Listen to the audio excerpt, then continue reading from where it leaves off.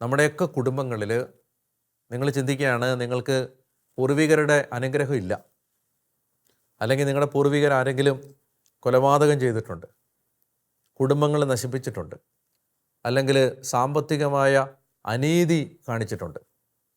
നിരപരാധികളുടെ കണ്ണുനീര് നിങ്ങളുടെ പൂർവികർ ഈ ഭൂമിയിൽ വീഴുന്നതിന് നിങ്ങളുടെ പൂർവികർ കാരണമായിട്ടുണ്ട്. അല്ലെങ്കിൽ നിങ്ങളുടെ പൂർവികർ വിഗ്രഹാരാധകരായിരുന്നു, അന്ധവിശ്വാസികളായിരുന്നു. ഇങ്ങനെ ഏതെങ്കിലും തരത്തിൽ ചിന്തിക്കുന്നുണ്ട്. അതിൻ്റെ അനുഗ്രഹത്തിൻ്റെ തടസ്സം നമ്മുടെ കുടുംബത്തിലുണ്ടെങ്കിൽ എന്താണ് പോംവഴി? ആ നഷ്ടപ്പെട്ട അനുഗ്രഹങ്ങൾ തിരിച്ചു കിട്ടാൻ ബലിപീഠങ്ങൾ പണിയുക, ബലിയർപ്പിക്കുക. എല്ലാ ദിവസവും വിശുദ്ധ കുർബാനയിൽ പങ്കെടുക്കുക. കുർബാനയിൽ പങ്കെടുക്കുമ്പോൾ കിട്ടുകയാണ് ഈ അനുഗ്രഹം തിരിച്ചു കിട്ടാൻ. നമ്മൾ കാണുന്നത് എന്തെന്നറിയാമോ? മൽക്കിസദേക്ക് അബ്രാമിനെ ആശീർവദിച്ചുകൊണ്ട് പറഞ്ഞ വാക്യങ്ങൾ, ആകാശത്തിൻ്റെയും ഭൂമിയുടെയും നാഥനായ അത്യുന്നതനായ ദൈവത്തിൻ്റെ കടാക്ഷം, സത്യദൈവത്തിൻ്റെ അനുഗ്രഹം നിനക്കുണ്ടാവട്ടെ, ശത്രുക്കളെ നിൻ്റെ കയ്യിൽ ഏൽപ്പിച്ചു തന്ന അത്യുന്നതനായ ദൈവമാണ് അനുഗ്രഹീതനായ ദൈവം. രണ്ട് കാര്യങ്ങളാണ്. ഒന്ന്, നിനക്ക് ഇപ്പോൾ ഈ രാജാക്കന്മാരെ തോൽപ്പിച്ച് ലോത്തിനെ രക്ഷിക്കാൻ കഴിഞ്ഞത് നിന്നെ ദൈവം സഹായിച്ചതുകൊണ്ടാണ്. ദൈവത്തിൻ്റെ കരുണയാണത്. ദൈവമാണ് നിൻ്റെ സമ്പത്ത്. അവിടുന്ന് നീ കൊള്ളയടിച്ച് കിട്ടിയ സമ്പത്തല്ല, ദൈവമാണ് നിൻ്റെ സമ്പത്ത്. അതുകൊണ്ട് അത് നീ മറന്നു പോകരുതെന്നാണ് മൽക്കിസദേക്ക് പറയുന്നത്. നമുക്ക് ദൈവം തന്ന നന്മകളൊന്നും മറന്നു പോകാതിരിക്കാനും, നമ്മൾ വന്ന വഴികളൊന്നും മറന്നു പോകാതിരിക്കാനും, അതുപോലെ തന്നെ നമുക്ക് നഷ്ടപ്പെട്ട അനുഗ്രഹങ്ങളെല്ലാം തിരിച്ചു കിട്ടാനും കഥ പറഞ്ഞില്ലേ, എൻ്റെ ഓർമ്മയ്ക്കായിട്ട് നിങ്ങളിത് ചെയ്യണമെന്ന്. എൻ്റെ ഓർമ്മയ്ക്കായി നമ്മൾ മറന്നു പോകാതിരിക്കാൻ, ദൈവം നടത്തിയ വഴികൾ മറക്കാതിരിക്കാൻ, അതുപോലെ തന്നെ നമുക്ക് നഷ്ടപ്പെട്ട എല്ലാ അനുഗ്രഹങ്ങളും തിരിച്ചു കിട്ടാൻ ഒരു വഴിയേ ഉള്ളൂ. അത് ദൈവത്തെ ആരാധിക്കുക, ബലിപീഠം പണിത് ബലിയർപ്പിച്ച് ദൈവത്തെ ആരാധിക്കുക. നമുക്കിന്ന് നമ്മുടെ ജീവിതത്തിൽ നമ്മൾ അഭ്യസിക്കേണ്ട നന്മ ക്ഷമയുടെ ഒരു പുണ്യമാണ്. ക്ഷമ. മറ്റുള്ളവരോട് ക്ഷമിക്കാനുള്ള ഏതെങ്കിലും മേഖല നമ്മുടെ മനസ്സിലുണ്ടെങ്കിൽ നമുക്കറിയാം, മാനുഷികമായിട്ട് നമുക്ക് ആരോടും ക്ഷമിക്കാൻ പറ്റത്തില്ല. ക്ഷമിക്കാൻ പറ്റണമെങ്കിൽ കർത്താവ് സഹായിച്ചാലേ പറ്റൂ. നമുക്കിന്ന് കർത്താവിന് മുമ്പിൽ ആ തീരുമാനം എടുക്കാം. എന്നെ വേദനിപ്പിച്ചവരോട്, എന്നെ കരയിപ്പിച്ചവരോട്, എനിക്ക് അപമാനം തന്നവരോട് ഹൃദയപൂർവ്വം ക്ഷമിക്കാൻ ഞാൻ തീരുമാനിക്കുന്നു. ഇനി ഒഴിവാക്കേണ്ട തിന്മയാണ് ശത്രുത, എനിമിറ്റി.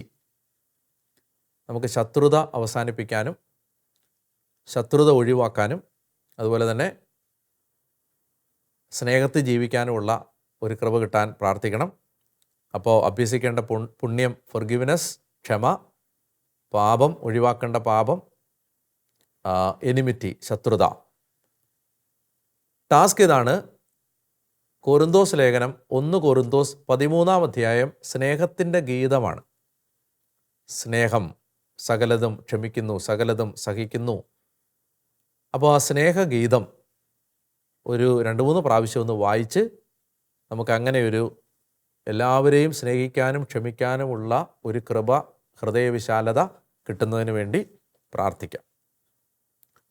പ്രാർത്ഥന ഇതാണ്: കർത്താവേ, ഞങ്ങളുടെ കടക്കാരോട് ഞങ്ങൾ ക്ഷമിച്ചതുപോലെ ഞങ്ങളുടെ കടങ്ങളും പാപങ്ങളും ഞങ്ങളോട് ക്ഷമിക്കണമേ. ഇതൊന്ന് പല ആവർത്തിക്കാനായിട്ട് ശ്രദ്ധിക്കുക. കർത്താവേ, ഞങ്ങളുടെ കടക്കാരോട് ഞങ്ങൾ ക്ഷമിച്ചതുപോലെ ഞങ്ങളുടെ കടങ്ങളും പാപങ്ങളും ഞങ്ങളോടും ക്ഷമിക്കണമേ എന്ന് നമുക്ക് കർത്താവിനോട് പ്രാർത്ഥിക്കുകയും ചെയ്യാം.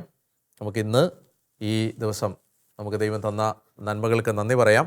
ഞാൻ ഒരിക്കൽ കൂടി നിങ്ങൾ മറന്നു പോകാതിരിക്കാനാണ് നമ്മൾ ഈ ശുശ്രൂഷയുമായിട്ട് ബന്ധപ്പെട്ട് എല്ലാ ദിവസവും നിങ്ങൾ ചെയ്യണം എന്ന് ആഗ്രഹിക്കുന്ന കാര്യം നിങ്ങളെ ഓർമ്മിപ്പിക്കുന്നത്. ആദ്യത്തെ 10 ദിവസങ്ങൾ നമ്മളെ തന്നെ വിശുദ്ധീകരിക്കുന്നതിന് വേണ്ടിയുള്ള ഒരു ഘട്ടമാണ്. രണ്ടാമത്തേത് നമുക്കൊരു ദൈവികമായ വിശ്വാസം ആഴപ്പെടാനും പിന്നീട് ദൈവത്തോട് ആഴമായ ബന്ധം ഉണ്ടാവാനും ഒടുവിൽ സമർപ്പിക്കാനും ഒരു വിധത്തിൽ അങ്ങനെ 40 ദിവസം 10 ദിവസങ്ങൾ വീതമുള്ള 4 ഘട്ടങ്ങളായിട്ടാണ് നമ്മളതിനെ തിരിച്ചിട്ടുള്ളത്. ഞാനീ പറയുന്ന സന്ദേശങ്ങൾ നിങ്ങൾ ശ്രദ്ധിക്കുക. ഒരു ബുക്കിലോ ഡയറിയിലോ ഒക്കെ പ്രധാനപ്പെട്ട ആശയങ്ങൾ എഴുതി വെക്കുക. പ്രാർത്ഥിക്കാൻ പറയുന്ന പ്രാർത്ഥന ചൊല്ലുക. ടാസ്ക് ചെയ്യാൻ ശ്രമിക്കുക. തിന്മ ഒഴിവാക്കാൻ വേണ്ടി കർത്താവിനോട് പ്രാർത്ഥിക്കുക, അതിനുവേണ്ടി പരിശ്രമിക്കുക. പിന്നെ അടിസ്ഥാനപരമായിട്ട് ഞാൻ പറഞ്ഞിരുന്നു, നമ്മൾ എല്ലാ ദിവസവും പൂർവികർക്ക് വേണ്ടി പ്രാർത്ഥിക്കാൻ ഒരു ഫാമിലി ട്രീയുടെ ചാർട്ടും അതുപോലെ തന്നെ ആൻസസ്റ്റേഴ്സിന് വേണ്ടിയുള്ള പ്രെയറും നമ്മുടെ എൻകൗണ്ടർ ആപ്പിലും മൗണ്ട് കാർമലിൻ്റെ വെബ്സൈറ്റിലും അവൈലബിൾ ആണ്. അത് നിങ്ങൾക്ക് ഡൗൺലോഡ് ചെയ്തെടുക്കാം. അതുപോലെ തന്നെ എല്ലാ ദിവസവും വിശുദ്ധ കുർബാനയിൽ പങ്കെടുക്കണം. 1 മണിക്കൂറെങ്കിലും നേരിട്ട് പറ്റാത്തവർ ഓൺലൈനായിട്ടോ പെർപ്പച്വൽ അഡറേഷൻ നിത്യാരാധന നടക്കുന്ന ശുശ്രൂഷകളിൽ അതിൽ പങ്കെടുത്ത് പ്രാർത്ഥിക്കണം. പിന്നെ ഉപവാസം എടുക്കാൻ സാധിക്കുന്ന അത്രയും 1 നേരമോ 2 നേരമോ അങ്ങനെയൊക്കെ ഉപവാസം എടുത്തോ, അല്ലെങ്കിൽ എന്തെങ്കിലും കാര്യം ഒരു ഉപവാസം എടുത്തോ നമ്മൾ ഈ ശുശ്രൂഷയിൽ പങ്കെടുക്കണം. അതുപോലെ തന്നെ മറ്റെല്ലാ നിങ്ങളുടെ ഗ്രൂപ്പുകളിലേക്കെല്ലാം ഇത് ഷെയർ ചെയ്ത് കൊടുത്ത് ഇനിയും അത് തുടങ്ങാത്തവരുണ്ടെങ്കിൽ അവരെ പ്രേരിപ്പിക്കുകയൂടെ ചെയ്യണമെന്ന് സ്നേഹത്തോടെ ഓർമ്മിപ്പിക്കുന്നു. നമുക്ക് ആരാധനയിലേക്ക് കടക്കാം. ആരാധനയിൽ നമുക്കിതിനു വേണ്ട ആശീർവാദം കർത്താവിൻ്റെ കയ്യിൽ നിന്ന് പ്രാപിക്കുകയും ചെയ്യാം.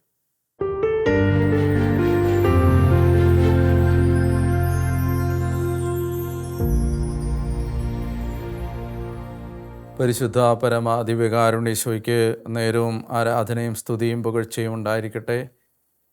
പ്രിയമുള്ളവരെ, ഈ ആരാധനയിൽ നമ്മുടെ കുടുംബങ്ങളെ പ്രത്യേകമായി നമ്മൾ സമർപ്പിച്ച് പ്രാർത്ഥിക്കാം. കർത്താവ് ഇന്ന് തന്ന ചിന്തകളെല്ലാം ഏറ്റെടുത്തുകൊണ്ട് തലമുറകളായി നമുക്ക് അനുഗ്രഹം നഷ്ടപ്പെട്ട എല്ലാ മേഖലകളിലും മൽക്കിസദേക്കിനെ പോലെ മൽക്കിസദേക്കിൻ്റെ ക്രമപ്രകാരം നിത്യപുരോഹിതനായ ഈശോ തൻ്റെ ബലിയുടെ യോഗ്യതയാൽ നമുക്ക് എല്ലാ അനുഗ്രഹങ്ങളും തിരിച്ചു തരാൻ പ്രാർത്ഥിക്കാം. ജോയേൽ പ്രവചനം 2-ാം അധ്യായം 25-ാം വാക്യം: വെട്ടുക്കിളി, പച്ചക്കുതിര, കമ്പിളിപ്പുഴു തുടങ്ങിയ ഞാൻ അയച്ച മഹാസൈന്യങ്ങൾ തിന്ന് നശിപ്പിച്ച നിൻ്റെ സംവത്സരത്തിലെ വിളവുകൾ ഞാൻ നിനക്ക് തിരിച്ചു തരും. നഷ്ടപ്പെട്ടതെല്ലാം തിരിച്ചു തരുന്ന കർത്താവേ, ഇപ്പോൾ ഈ മക്കൾക്ക് വേണ്ടി ഞാൻ പ്രാർത്ഥിക്കുന്നു. പരിശുദ്ധ കുർബാനയുടെ മുമ്പിൽ കർത്താവേ ഈ ജനത്തെ സമർപ്പിക്കുമ്പോൾ മാതാപിതാക്കളുടെയോ പൂർവികരുടെയോ തങ്ങളുടെ തന്നെയോ പാപങ്ങൾ മൂലം ഞങ്ങൾ നഷ്ടപ്പെടുത്തി കളഞ്ഞ ദൈവത്തിൻ്റെ വാഗ്ദത്തങ്ങൾ, ഞങ്ങൾക്ക് വേണ്ടി ദൈവം വെച്ചിരിക്കുന്ന ദൈവകൃപകൾ, ദൈവമേ അത് ഞങ്ങളിൽ നഷ്ടമാവാതിരിക്കാൻ, ഞങ്ങൾക്കത് തിരിച്ചു കിട്ടാൻ യേശുവിൻ്റെ കുരിശിലെ ബലിയുടെ യോഗ്യതകളാൽ ഞങ്ങൾക്കിടയാവട്ടെ എന്ന് പ്രാർത്ഥിക്കുന്നു. കർത്താവായ ദൈവമേ, ഏതെങ്കിലും തരത്തിൽ അനർത്ഥങ്ങളോ ആപത്തുകളോ അപകടങ്ങളോ ദുരിതങ്ങളോ കുടുംബത്തിലെ പരാജയങ്ങളോ സാമ്പത്തിക ഞെരുക്കങ്ങളോ കർത്താവെ ഏതെങ്കിലും കണ്ണുനീരിൻ്റെ അനന്തരഫലങ്ങളോ ഞങ്ങളെ കുടുംബങ്ങളെ വേട്ടയാടുന്നുണ്ടെങ്കിൽ ഞങ്ങളെ അനുഗ്രഹത്തിലേക്ക് തിരിച്ചു കൊണ്ടുവരണമേ. കർത്താവെ, ഞങ്ങളുടെ നഷ്ടപ്പെട്ട നല്ല കാലങ്ങൾ തിരിച്ചു തരണമേ. കർത്താവെ, നഷ്ടപ്പെട്ട വർഷങ്ങൾ തിരിച്ചു തരണമേ. നഷ്ടപ്പെട്ട സമ്പത്ത് തിരിച്ചു തരണമേ. നഷ്ടപ്പെട്ട ആരോഗ്യം തിരിച്ചു തരണമേ എന്ന് ഞങ്ങൾ പ്രാർത്ഥിക്കുന്നു. ദൈവമായ കർത്താവെ, ഈ ആശീർവാദത്തിലൂടെ അവിടുന്ന് മൽക്കീസദേക്കിലൂടെ അബ്രാഹാമിനെ അനുഗ്രഹിച്ചതുപോലെ ഈ ദിവ്യകാരുണ്യത്തിൻ്റെ കരങ്ങൾ ഞങ്ങളുടെ തലയിൽ വെച്ച് അവിടുന്ന് അനുഗ്രഹിക്കണമേ എന്ന് പ്രാർത്ഥിക്കുന്നു. നമുക്ക് ഈശോയുടെ ആശീർവാദം സ്വീകരിക്കാൻ ഒരുങ്ങാം. സർവശക്തനായ ദൈവം നിങ്ങളെയും നിങ്ങളുടെ കുടുംബങ്ങളെയും ആശീർവദിച്ച് അനുഗ്രഹിക്കട്ടെ. നിങ്ങൾക്ക് നഷ്ടപ്പെട്ടതെല്ലാം കർത്താവിൻ്റെ ഈ ആശീർവാദം നിങ്ങൾക്ക് തിരിച്ചു തരട്ടെ. സന്തോഷവും സമാധാനവും ആരോഗ്യവും അഭിവൃദ്ധിയും നഷ്ടപ്പെട്ട നിങ്ങളുടെ ജീവിതത്തെ കർത്താവ് പുനഃസ്ഥാപിച്ച് കർത്താവിൻ്റെ മുമ്പിൽ പ്രസാദകരമായ ഒരു ജീവിതമാക്കി മാറ്റട്ടെ. സകല നന്മകളാലും അനുഗ്രഹങ്ങളാലും ദൈവം നിങ്ങളുടെ കുടുംബത്തെ പണിതുയർത്തട്ടെ. നിങ്ങൾക്ക് നഷ്ടപ്പെട്ട ആരോഗ്യം ദൈവം തിരിച്ചു തരട്ടെ. നിങ്ങളുടെ ജീവിതം അനേകർക്ക് അനുഗ്രഹമായി മാറത്തക്ക വിധം ദൈവം നിങ്ങളെ ഉയർത്തട്ടെ. തലമുറകളായി നിങ്ങളുടെ കുടുംബങ്ങളിൽ ഏതെങ്കിലും നന്മകൾ തടഞ്ഞു വെക്കപ്പെട്ടിട്ടുണ്ടെങ്കിൽ യേശുവിൻ്റെ നാമത്തിൽ അത് നിങ്ങൾക്ക് തിരിച്ചു കിട്ടട്ടെ. കർത്താവായ യേശു വീണ്ടും നിങ്ങളെ പുനഃസ്ഥാപിച്ച് തലമുറകളായുണ്ടായ വിനാശങ്ങൾ പരിഹരിക്കട്ടെ. കർത്താവായ യേശുവിൻ്റെ ശരീരരക്തങ്ങളുടെ യോഗ്യതകളാൽ തന്നെ.